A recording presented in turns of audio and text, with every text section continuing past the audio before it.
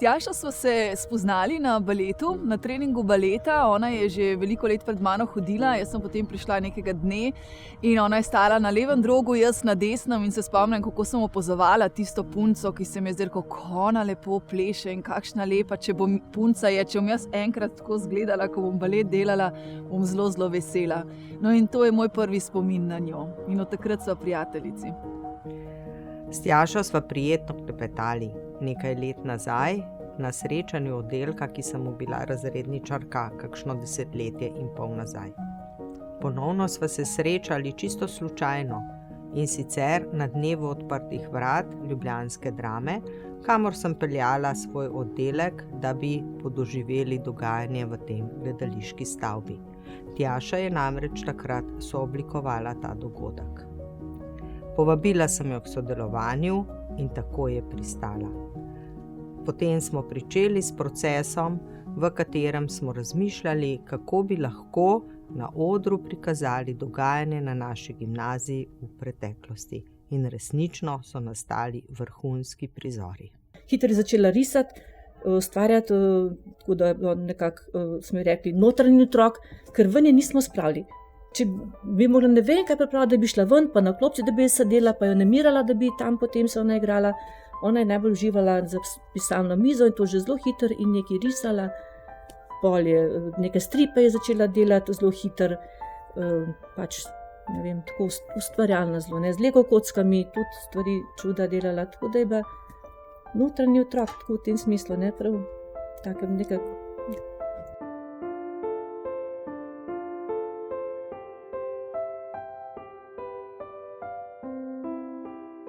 Ona, če bo vedela, da jo nekaj zelo zanima, da je nekaj pravilno in da je to nekaj, v kar ona zares verjame, bo šla za tem ne glede na to, kaj bo okolica rekla. In ta kontinuirana osredotočenost in delavnost, ne glede na vse, se mi zdi ena zelo velika kvaliteta, še posebej za ta poklic, s katerim se ona ukvarja, in to je dramsko pisanje. Imela sem priložnost tudi gledati njeno predstavo, in sicer predstavo Skladišče. Ta me je navdušila in če si sposodim besede enega izmed kritikov, ki je dejal, da je to briljantna predstava, lahko uporabim za oceno ravno to besedno zvezo. Moram priznati, ko ona začne govoriti, moram jaz se ustaviti, stati skoraj pozorno, mirno in jo poslušati, se v njo osredotočiti, ker govori zelo zbrano in tako počasi in hoče vso pozornost. Ne?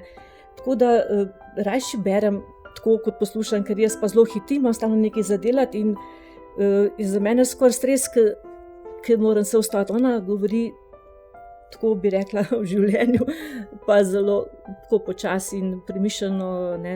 In je težji poslušalec, mislim tako poslušalec, kot da bi jo brala. Lažje jo berem, kot poslušam. Ne? Tako da ona je zanimiva osebnost. Ne pričakuješ določenih stvari pri njej, ni tako, da bi na enem področju tlele vse gladko, tam bo pa tudi, tako da je zanimiva, no? Tako da ni. Enostavno je za poslušati njo.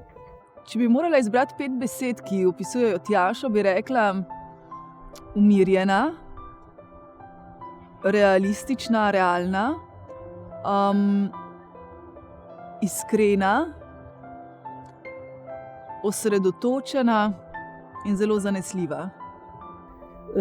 Meni je važno nekako, da najde sebe in da skozi sebe potem ustvarja in da živi in da živi sebi nekako prilagojeno. Ne. To se mi zdi kot olajšanje, bolj kot ponosno v tem smislu. No. Tjaša me vedno znova navduši s svojo odprtostjo, dobrovoljnostjo, pripravljenostjo na sodelovanje in tudi ustvarjalnostjo.